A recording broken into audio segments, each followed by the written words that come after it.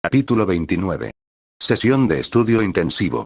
Bueno, ese es el mochi de Hiroshima que pidió Uraraka, la salchicha de ese lugar en Alemania que creo que le gustará a Kirishima, el pastel de Holanda del que me habló Momo, las crepas de París que sé que le gustan a Izuku, y las hamburguesas con queso de Estados Unidos que Kaminari me recomendó, dijo Mako, mirando la lista en su teléfono mientras marcaba cada artículo que había comprado en su viaje de compras por el mundo.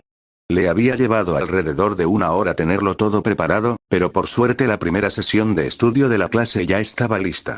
Kali había salido con Inko y eso dejó a Mako a cargo del lugar mientras sus amigos estaban de visita. Por suerte, ninguno de ellos era de los que se ponían muy ruidosos. Los únicos que rechazaron la oferta de estudiar con el grupo fueron Bakugo y Kirishima, quienes estudiaban juntos. Aunque me cueste admitirlo, Bakugo tiene muy buenas notas en la clase, así que no puedo culpar a Kirishima. Pensó antes de negar con la cabeza al oír el timbre del ascensor. Al mirar hacia arriba, vio llegar al primer grupo de la clase. Izuku, Ida, Uraraka, Tsui, sorprendentemente, Shoto. Hola, chicos, saludó mientras caminaba desde la cocina hacia sus amigos que entraban, quitándose los zapatos cerca del ascensor. Hola Mako, gracias de nuevo por organizar la sesión de estudio, saludó Izuku agradecido, y los dos amigos se dieron un abrazo con un solo brazo. Mirando al otro lado de la sala, Mako se había preparado para la sesión con varias mesas altas y cojines en el suelo, con el sofá y las sillas alrededor del televisor pegados a la pared para que otros pudieran reunirse si era necesario. Uraraka miró a su alrededor, un poco intimidada. ¿Sabes? La última vez que estuve aquí, no me había dado cuenta de lo bonito que era este lugar, dijo, frotándose el brazo con el otro, con timidez. Echó un vistazo a la comida servida en el comedor y la cocina, y juró que se le encogió el estómago al ver tanta. Mako, no hacía falta que hicieras todo esto. Exclamó. Mako la despidió con un gesto. No pasa nada, Cecil me paga de maravilla por todo mi trabajo con la GRA. Esto es apenas una gota en el dinero que he estado ahorrando. Le aseguró, y la morena pareció tensarse un poco ante la revelación. Le dio una palmadita en el hombro. Tranquila, piensa que cuando te conviertas en heroína, también podrás gastar dinero. Le aseguró. Ochako hizo un puchero al cruzarse de brazos. Tsu ladeó la cabeza mientras los miraba. Ay. Es como un hermano mayor para ella. Kero, pensó divertida mientras Todoroki se acercaba. Gracias por la invitación, Mako, dijo con cierta estoicismo. El Viltrumita asintió. Claro, de verdad espero poder ayudar a algunos con inglés. Es mi asignatura favorita. Admitió. Aunque sus notas no eran malas, no tenía buenas calificaciones en general. Shoto parpadeó al oír eso. ¿En serio? A veces me cuesta, tienen más vocales que el japonés y eso me descoloca un poco, reveló. Sí, es un problema común, la verdad. Cuando estudiaba japonés, tenía el problema opuesto. A veces decía palabras que no quería decir porque sonaban parecidas, explicó Mako. Todoroki parpadeó sorprendido. Espera, ¿tu lengua materna es el inglés? No lo sabía, dijo. Mako asintió. Sí, me mudé de Estados Unidos para acá de pequeño. Rayos. Cuando conocí a Izuku apenas hablaba el idioma, dijo, inclinando la cabeza hacia su amigo mientras dejaba su mochila en el suelo junto a una de las mesas.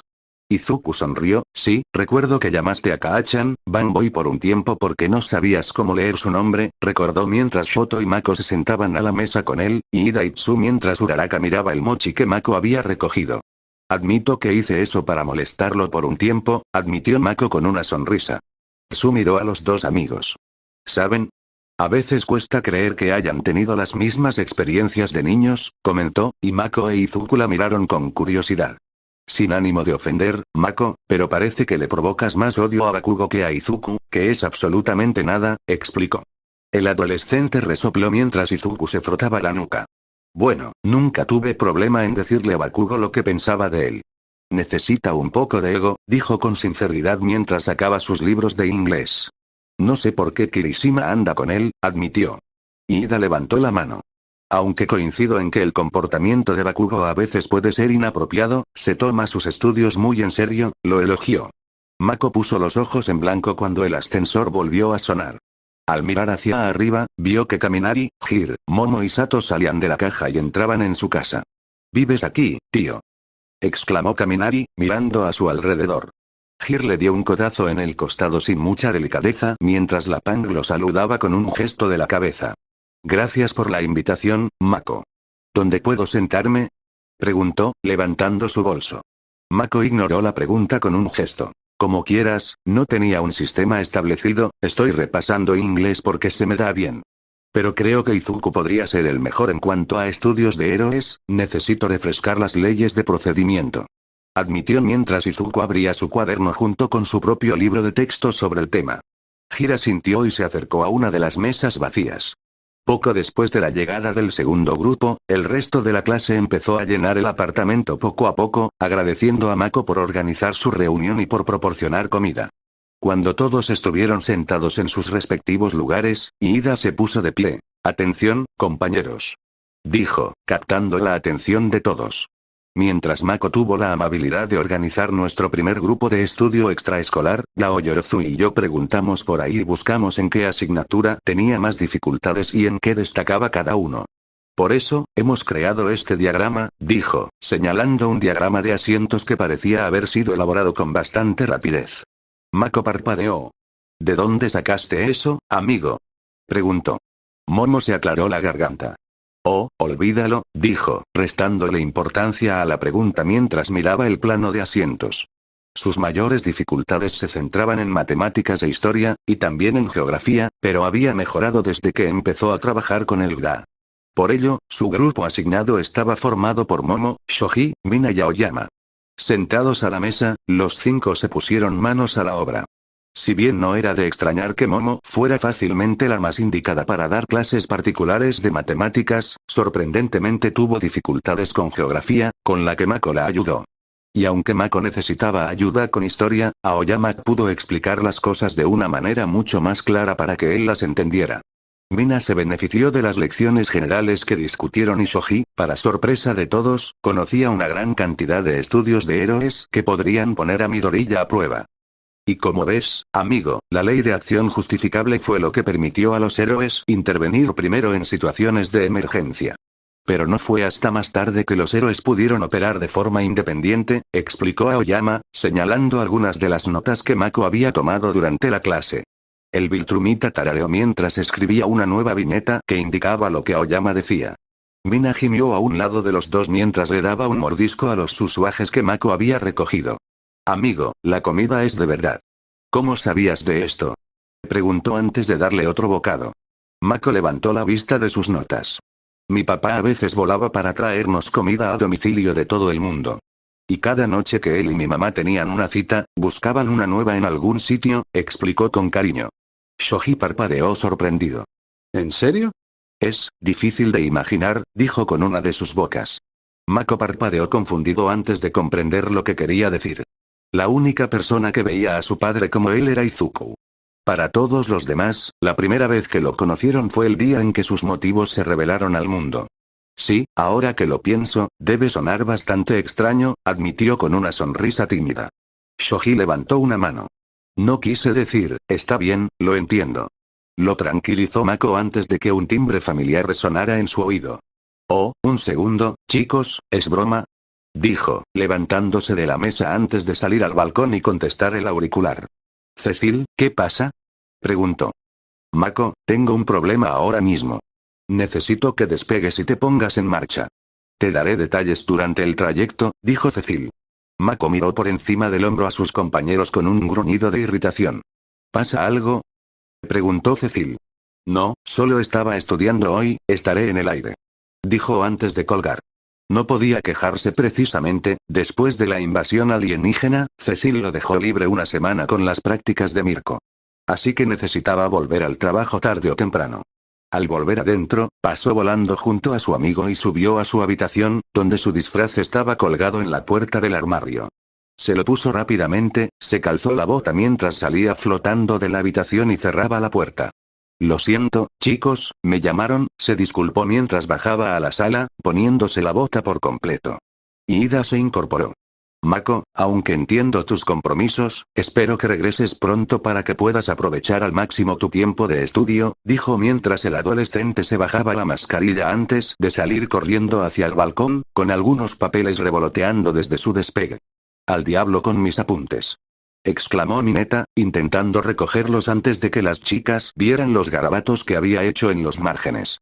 Invincible voló por el aire a una velocidad vertiginosa, con la mano en la oreja mientras le hablaba a Cecil. «Está bien, estoy en el aire, Cecil, ¿qué pasa?», preguntó.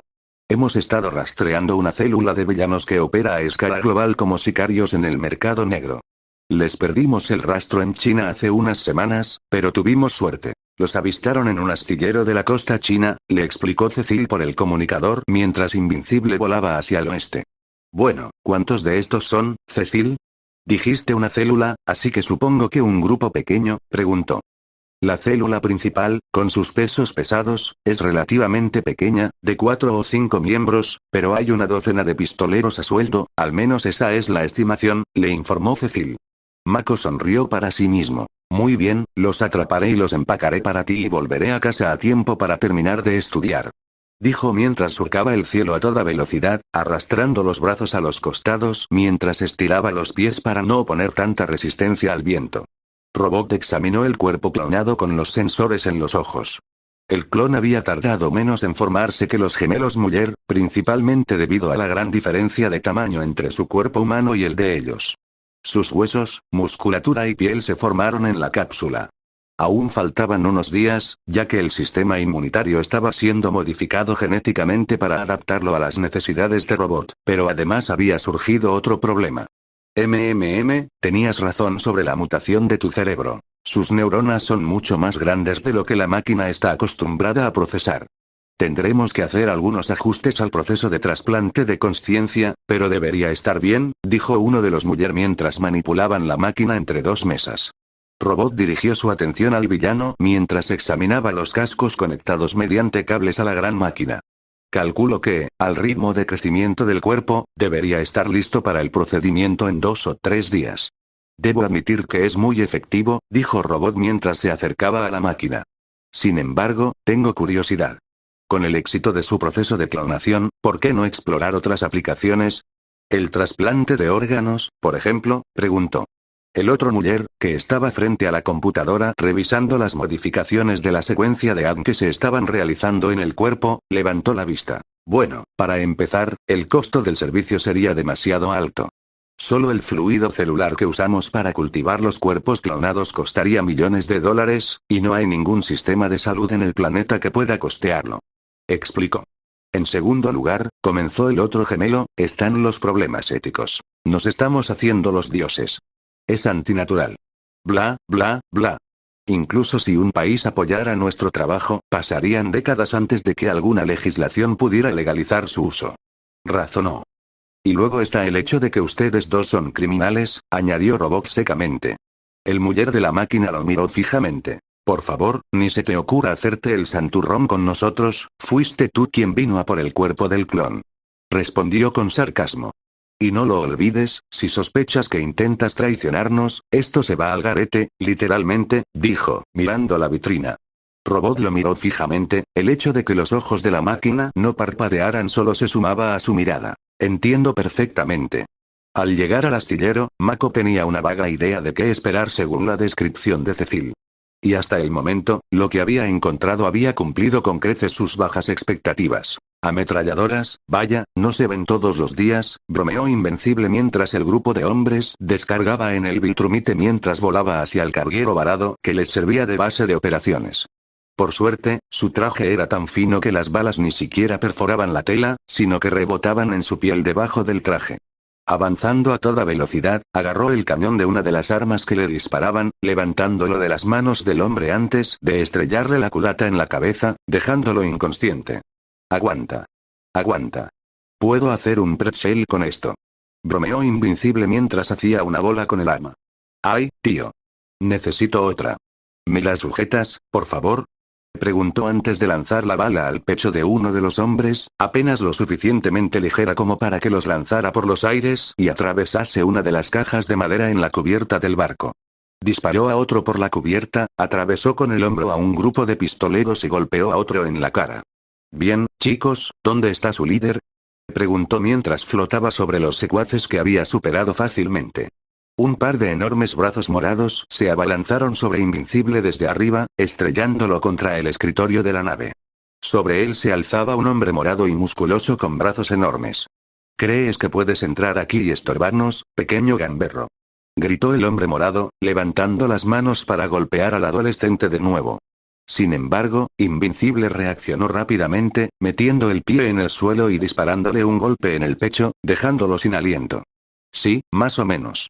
Respondió Invencible, levantándose del suelo y asestando un puñetazo en la cara al hombre, seguido de una combinación de golpes mientras este seguía tambaleándose hacia atrás. Agitó el brazo a ciegas, pero Invencible levantó el suyo para bloquear el ataque y contraatacó con un golpe seco a la cabeza del villano. El golpe se elevó en el aire, e Invencible voló hacia él para continuar su ataque, lanzándolo por los aires. Lo persiguió rápidamente e incluso lo superó para ponerse detrás de él, donde lo pateó hacia el cielo. El Viltrumita lo observó mientras se arqueaba en el aire antes de aterrizar de nuevo en la nave, encogiéndose al tamaño de un hombre normal, ahora magullado y golpeado. Bueno, si ese era el jefe de tu hombre, supongo, empezó Invincible antes de que un viento cortante lo impulsara por los aires y las cubiertas superiores del barco antes de salir al agua y detenerse, con el hombro derecho de su traje desgarrado. Invincible suspiró. Por una vez, me gustaría pelear con un supervillano y no que me rompieran el traje. Se quejó antes de volar de vuelta al barco. En la cubierta había otro hombre, mucho más flacucho y alto que el ahora desinflado villano morado. Su peculiaridad incluía sus manos, que tenían piel palmeada entre los dedos, similar a los guantes de un receptor. Extendió los brazos, ondulando el aire hacia Invincible, quien rodó para esquivar el ataque y placar al atacante aéreo contra la nave, agarrándole las muñecas. Buen truco, pero supongo que necesitas mucha energía para hacerlo. Invincible adivinó antes de balancear al villano por encima de su cabeza y estrellarlo contra el suelo. Cuando el villano se quedó flácido en sus manos, Mako lo soltó y se sacudió las manos. De acuerdo. Sé que hay alguien ahí fuera que va a atacarme. No estaría aquí si estos fueran los más fuertes. Gritó desafiante. Sin mencionar que ninguna de las peculiaridades de estos tipos es igual a la de su líder. Estos pensamientos fueron interrumpidos por el metal bajo el adolescente, que se dobló repentinamente hacia arriba y lo envolvió como un torno antes de arrastrarlo hacia el interior de la nave. Invencible luchó contra la fuerza del metal que lo arrastraba hacia abajo. El viejo acero que lo envolvía se debilitó ante la fuerza de su cuerpo que lo empujaba hacia arriba. Antes de que pudiera liberarse, más láminas lo rodearon. Cuando escuché el ataque, esperaba un equipo de héroes, pero tú, ¿un solo niño?, dijo una voz masculina con incredulidad. El héroe en cuestión miró hacia arriba, hacia una de las pasarelas a ambos lados de la sala. Allí estaba un hombre con una larga bata blanca y una máscara metálica que le cubría la barbilla y la parte superior del rostro, con pintura negra cubriendo la parte inferior expuesta de la barbilla y la boca. Coincidía con la descripción del villano que Cecil le había dado. Así que debe ser Wolfram, adivinó Invincible. El villano resopló. Espera, te reconozco, eres ese chico invencible. Dijo antes de sonreír. Supongo que eso explica cómo te abriste paso entre mis hombres tan fácilmente, pero descubrirás que yo no soy tan fácil. Exclamó antes de extender el brazo, y el metal que ataba al héroe salió disparado en la dirección que señalaba. Invencible atravesó el casco exterior del barco y atravesó otro barco a su lado, saliendo por el otro lado. Invencible impactó contra la arena de la playa y saltó por el suelo con gruñidos de dolor hasta que chocó contra un ancla oxidada, volcándose de lado. Invencible gimió al ponerse de pie. La parte media de su traje estaba arrancada, con una serie de moretones formándose en la piel expuesta. También le habían arrancado toda la manga derecha del traje, que usaba para apoyarse en el ancla. Vale, sí, entiendo perfectamente por qué Cecil me envió a por este tipo, dijo, girando el hombro antes de despegar del suelo y regresar por donde había venido con la intención de atacar al villano que controlaba el metal como había hecho con los otros dos, una técnica que había aprendido de Mirko. Abruma a tu enemigo rápido para que caiga rápido. Pensó mientras volvía a entrar en la nave. Wolfram reaccionó con rapidez. La sección de la pasarela en la que se encontraba se deslizó por la pared cuando el puño de Invincible golpeó el lugar donde estaba hace un momento. Pero con lo fuerte que me he vuelto, no puedo usar todos mis ataques o podría matarlo accidentalmente. Pensó, cayendo desde el aire hacia el villano, quien saltó hacia atrás cuando el pie de Invincible tocó el suelo, creando una pequeña onda expansiva que resonó por toda la gran sala. Wolfram levantó los brazos, las dos turbinas a ambos lados crujieron y gemieron al elevarse. Las ruedas giratorias se desprendieron de sus contenedores antes de ser lanzadas contra el adolescente. Atrapó una en sus brazos y la arrojó a un lado antes de saltar sobre la otra, que se estrelló contra el casco de acero que tenía detrás. Bueno, luchar contra alguien que puede controlar metal dentro de una nave de metal no va bien, pensó Invencible antes de abalanzarse sobre Wolfram y placarlo contra la pared al otro lado de la habitación. Retiró el puño y lo lanzó hacia adelante, pero las paredes alrededor de la cabeza del villano se doblaron y bloquearon el ataque. Con un tirón, el metal que bloqueaba a Wolfram fue arrancado y su cabeza quedó expuesta. La cabeza de Invencible se estrelló contra la suya antes de que pudiera reaccionar, rompiendo la máscara de metal y aturdiendo al hombre, lo cual el héroe aprovechó para lanzarlo al otro lado de la habitación, contra la pared opuesta. A diferencia de antes, el metal no se dobló ni se estiró para amortiguar el impacto, y en su lugar, lo golpeó como cualquier otro, con un fuerte golpe. Cayendo al suelo, Invencible aterrizó frente al villano, que se incorporó de rodillas. Invencible lo agarró por la nuca y lo levantó del suelo con el puño en alto. Si veo que se mueve un tornillo, te golpearé tan fuerte que te aflojaré el tuyo, amenazó Invencible mientras el agua le rozaba los pies. Wolfram sonrió. Eso no será necesario, héroe. Respondió con arrogancia. Mako ladeó la cabeza, confundido, antes de que las olas le rozaran la rodilla. Al mirar hacia abajo, vio que el fondo del barco empezaba a inundarse rápidamente. Giró la cabeza y vio una enorme cantidad de agua entrando por el agujero en el costado del barco, y el exterior se movía mientras el barco se abría paso en el agua. ¡Ay, hijo de puta! Ha estado usando su don todo el tiempo. Se dio cuenta antes de que el techo se abriera y los hombres que había derribado cayeran por los aires al agua. Invencible se quedó boquiabierto antes de volverse hacia Wolfram. ¿Qué va a pasar? ¿Me acogerás o dejarás que se ahoguen, héroe? Preguntó con sarcasmo. ¿Qué te parece esto? Preguntó Invencible antes de golpear al villano en la cara con la fuerza suficiente para dejarlo inconsciente. Cuando el barco se detuvo, Mako salió disparado del agujero en el techo y voló hacia la orilla, dejándolo en la arena antes de regresar al barco, rescatar a un secuaz en ambos brazos y dejarlo junto a su jefe. Repitió el proceso hasta que recogió al último hombre del agua. Flotando sobre él, buscó a su alrededor a otras personas antes de llevar al último hombre a la orilla y dejarlo allí. Sobrevolando, Invencible hizo un rápido recuento y vio que todos los hombres que había derribado estaban presentes, incluido Wolfram. Tras una llamada a Cecil, los héroes locales de China llegaron al lugar para ayudar a asegurar a los secuaces de poca monta, así como a los villanos de alta prioridad, mientras Agda reunía toda la evidencia posible del barco, una vez que Invencible había logrado usar las anclas cercanas para evitar que las olas lo arrastraran mar adentro.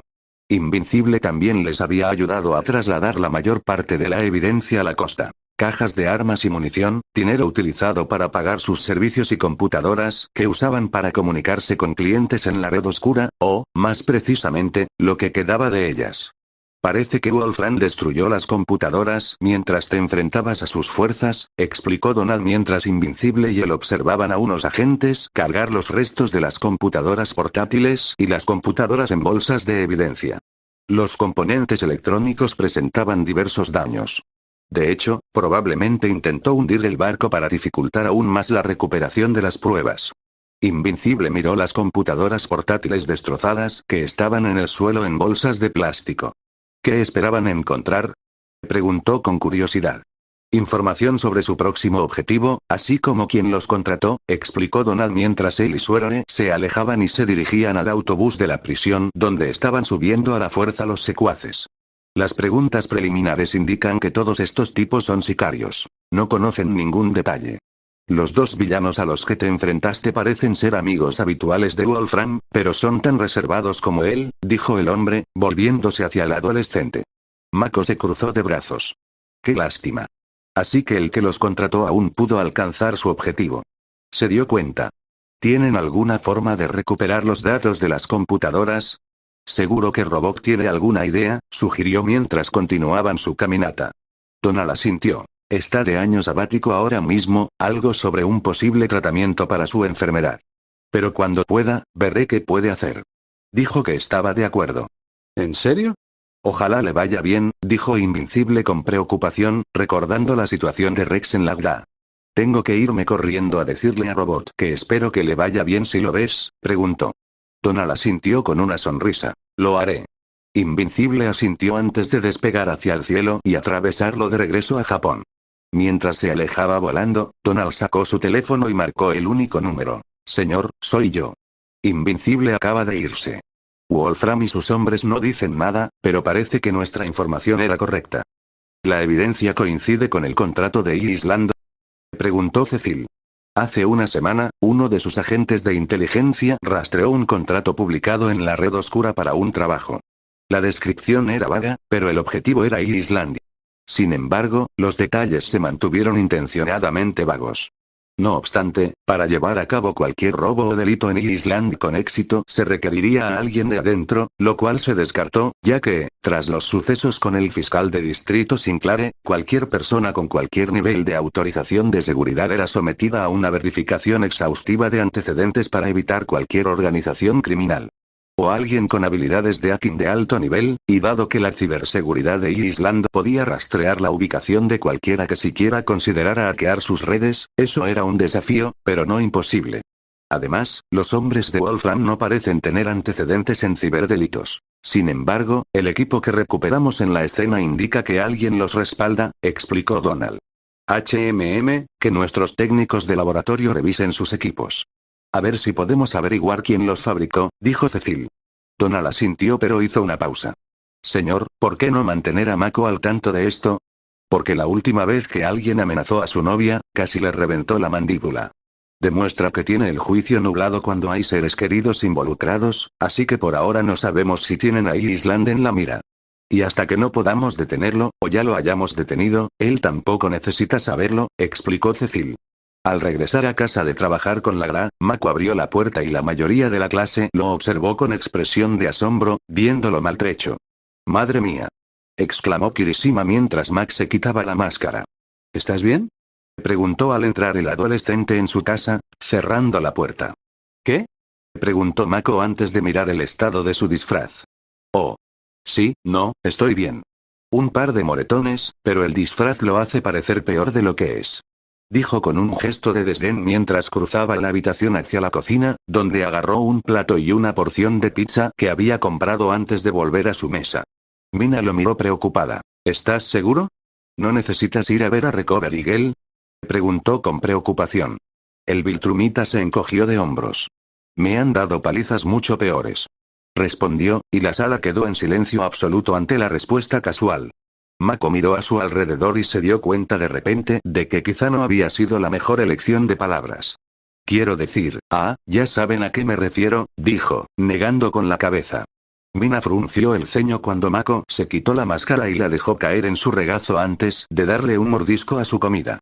«Eso está un poco mal, Mako», respondió. El adolescente frunció el ceño. «Lo siento, es que, no quería molestarte, Mina». Se disculpó. La chica de piel rosada era probablemente la persona más alegre de toda la clase. Momo se acercó y le puso una mano en el hombro. Sus ojos oscuros la miraron fijamente antes de volver a Mako y suspirar. «Está bien, Mako. Es solo que, cuando vimos ese video donde te golpeaban, me asusté muchísimo», admitió avergonzada. El Viltrumita levantó las manos pasivamente. «Oye, está bien, lo entiendo. Da miedo ver a alguien así», le aseguró. La chica de pelo rosa negó con la cabeza. Bueno, me obsesionan esas cosas sangrientas», admitió. Mako ladeó la cabeza con curiosidad mientras la chica se frotaba el brazo tímidamente. «Me da asco, sí, pero también me da un poco de miedo cada vez que veo algo sangriento», admitió tímidamente antes de bajar la cabeza. «Ni siquiera puedo ver películas de terror». «Mina, no pasa nada», respondió Mako con una sonrisa tranquilizadora. «O sea, todos vieron cómo me daban una paliza, o sea, cuando vi lo mal que me veía, me quedé impactado». Admitió que, en el momento de la pelea con su padre, no tenía precisamente un espejo donde mirarse. Ella gimió en respuesta mientras Shoji le daba una palmadita en el hombro. «No, gimió. «O sea, ¿qué pasa si alguien se lastima gravemente y necesito ayudarlo? No puedo quedarme paralizada», preguntó retóricamente antes de suspirar. «O sea, si veo algo afuera que debería estar adentro». Negó con la cabeza.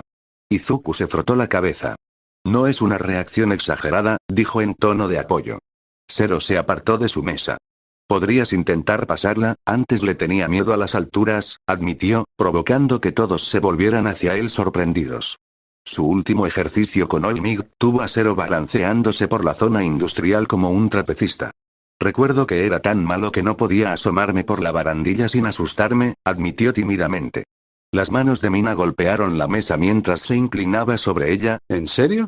¿Cómo lo superaste? El adolescente que usaba la cinta sonrió orgulloso para sí mismo. Un día decidí que se iba a ser un héroe y como siempre están saltando de edificio en edificio, su voz se fue apagando. Oh, no, susurró Uraraka. Zero, no lo hiciste, dijo Mineta lentamente, incrédulo. Él asintió. Sí. Grabé mi cinta mientras me balanceaba desde un edificio, y me di de bruces contra una pared. Admitió con total sinceridad. Mina hizo una mueca. Zero cariño, eso no ayuda mucho, dijo. Pero estuve colgado como 1 hora hasta que vino un profesional a ayudarme. Así que superé mi miedo a las alturas, razonó mientras buscaba apoyo en su habitación. Kaminari abrió la boca, pero Hiro se acercó y le puso la mano en el hombro, negando con la cabeza en silencio para detenerlo antes de que pudiera decir algo que lo animara a pensar. Bueno, da igual, ya no le tengo miedo a las alturas. Mako dejó la corteza de su pizza en el plato de papel. Está bien, entonces tal vez no sigas el consejo de Zero y vayas a un matadero o lo que sea. Mina negó con la cabeza. Ya lo superaré. O sea, no es que si veo a alguien un poco golpeado me vaya a desmayar. Mi don es el ácido. No es precisamente agradable que te salpiquen con él, admitió. Momo asintió. Cierto, pero por suerte el ácido de tu don no es una dosis letal. Razonó. Y aunque lo fuera, pareces controlarlo muy bien, Mina. La elogió. La chica de ojos amarillos sonrió. Ay, gracias Yao Momo. Dijo antes de acercarse y abrazarla. La heredera rió un poco ante el cariño de su amiga. Se apartó, se giró hacia Mako y miró su disfraz antes de sonreír con suficiencia. Al menos tenemos un buen espectáculo, añadió con picardía. Momo se sonrojó y evitó mirar a Mako a propósito. Mina. Reprendió mientras Mao soltaba una carcajada. Bueno, solo necesitaba comer algo, dame un segundo, tengo que cambiarme, dijo, levantándose, saltando por encima de la barandilla y entrando en su habitación. Gracias de nuevo, Mako. Dijo Kaminari al entrar en el ascensor con las obras de su sesión de estudio. Kota pasó junto a él y también le dedicó un gesto de agradecimiento, silencioso pero feliz. Aunque irónicamente no había podido estudiar tanto como sus amigos, había logrado hacer lo suficiente como para sentirse más seguro. Al cerrarse las puertas, Mako regresó a su sala. Sus compañeros lo habían ayudado a limpiar y ordenar la habitación tal como estaba antes de que llegaran. El único que quedaba era Izuku, que estaba llenando la bolsa de basura con los restos de la reunión. No necesitas hacer eso, le dijo el adolescente a su amigo mientras se acercaba y metía una caja de pizza vacía en la bolsa. Izuku levantó la vista y sonrió. Es lo menos que podía hacer. O sea, todo esto fue idea tuya desde el principio, recordó. Mako resopló y aceptó la ayuda, recostándose contra la encimera de la cocina mientras su amigo terminaba. Creo que nunca habíamos tenido tanta gente aquí. Mako se rió. Fácilmente, sí. Digo, comparado con nuestras dos familias. Solo hemos tenido 5 personas aquí a la vez. Razonó mientras Izuku ataba la bolsa de basura. El heredero de pelo verde asintió. Sí, creo que la última vez que estuvimos todos juntos fue en tu cumpleaños, recordó. Las familias Midoriya y Metuki se reunían en muchas ocasiones desde que Izuku y Mako se hicieron amigos. Cumpleaños, vacaciones, eventos especiales, películas, algún que otro parque temático. Pero desde la revelación de Nolan, ya no se habían reunido como antes. Por supuesto, Kali e Inko se veían de vez en cuando, y Mako veía a su mejor amigo casi a diario. Pero la reunión de ambas familias era algo especial, y, para ser sinceros, ambos chicos los extrañaban. Mako sonrió con tristeza. ¿Sabes? Cada cumpleaños, mi papá y yo nos quedábamos hasta tarde viendo La Noche de los Muertos Vivientes. Esa vieja película en blanco y negro. Le contó a su amigo con cariño. La primera vez que la vi me dio mucho miedo, me aferré al brazo de mi papá todo el rato. Recordó que, tras haber visto la película por primera vez, cuando no tenía más de 8 o 9 años, Izuku miró a su amigo con tristeza, con la mirada perdida en el suelo, y una pequeña sonrisa en los labios al recordar ese día. De hecho, le rogué que me dejara verla. Mamá no quería, pero cuando papá dijo que la vería conmigo, no discutió. La puso, me emocioné muchísimo, pero cuando vi al primer zombie y lo mató, me quedé aterrado. Admitió. Izuku se rió entre dientes. De niños, no creía que nada te asustara, reveló, recordando cómo solía enfrentarse a Bakugo. Bueno, me dio miedo ver esa película. Temblaba como una hoja, me hundí en el sofá todo lo que pude, pero mi papá estaba sentado conmigo, y yo pensaba, mi papá es el tipo más valiente del mundo, recordó con cariño. Finalmente, se volvió hacia mí y me dijo que no importaba si tenía demasiado miedo, que podíamos intentarlo el año que viene. El año que viene la vemos entera juntos, y al año siguiente la hacemos una y otra vez. Su voz se fue apagando. Lo extraño, admitió. Izuku miró hacia abajo. Sí, los dos amigos guardaron silencio antes de que Mako se apartara del mostrador y se acercara a su amigo, tomándole la bolsa de basura. Ambos se dirigieron al ascensor y bajaron a la planta baja. Al salir de la pequeña caja, giraron en el pasillo y salieron del edificio por la parte trasera. Mako finalmente volvió a hablar. Es curioso, esto es exactamente lo mismo que hacía cuando descubrí mis poderes. Recordó con humor. Izuku bajó la mirada confundido antes de recordar. Ah, sí, me lo dijiste. Intentabas que te golpeara con un bate de béisbol. Estaba tratando de presumir, admitió Mako sin vergüenza. Diciéndome que te golpeara con todas mis fuerzas con un bate de metal. Izuku respondió secamente. Eso mismo dijiste. Nada de confía en mí, todo irá bien ni nada. Izuku respondió con una sonrisa burlona. Mako levantó la mano vacía. Estaba emocionado. Admitió mientras seguían caminando. Creo que fue por estas fechas el año pasado, añadió con los ojos como platos. Si me hubieras dicho entonces lo que pasaría, no sé qué haría, admitió. Izuku lo miró con curiosidad. ¿Qué quieres decir? O sea, mi padre empezó a dominar el mundo cuando aparecieron mis poderes. Si lo hubiera sabido, quizás podría haber hecho las cosas de otra manera, asegurarme de que nadie muriera, explicó al llegar al contenedor. Negó con la cabeza. Sabía que no podía pensar en eso sí. Midnight se lo había dicho en su primera sesión juntos. De repente, sonrió con suficiencia. Habría vuelto a vencer a Bakugo. Izuku suspiró mientras abría el contenedor y esta vez, arrojó suavemente la bolsa dentro. En una habitación oscura en un lugar no revelado, un hombre de traje tarareó con curiosidad. Entonces, ¿Wolfram fue detenido por la Agencia de Defensa Global? Preguntó. Al parecer, parece que alguien no pudo mantener en secreto el contrato que publicaste para el concierto en Islandia. Una voz robótica le respondió a través del monitor que tenía delante. El hombre del traje sonrió. Ese alguien eres tú, ¿correcto? ¿Qué puedo decir? No me gusta tanta competencia desmedida por trabajos como este, respondió la voz. El hombre rió entre dientes. Después de todo, este mundo es un mundo despiadado. Respeto su audacia, pero prefiero a Wolfram por una razón específica. Su don le permitiría afrontar directamente cualquier consecuencia imprevista. Mientras que el tuyo, por muy útil que sea, no es apartamento para el combate directo. Cierto, no puedo con gente como Olmigate en una pelea directa, pero ¿sabes qué sí? Dinero, respondió la voz robótica con seguridad.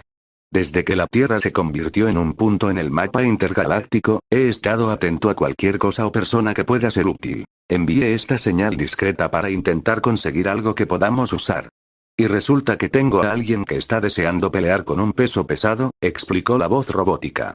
El hombre del traje sonrió. Interesante, muy bien, Machinead, el contrato es tuyo. Te enviaré detalles sobre los pasos a seguir en los próximos días, dijo All For One antes de cortar la comunicación con el jefe.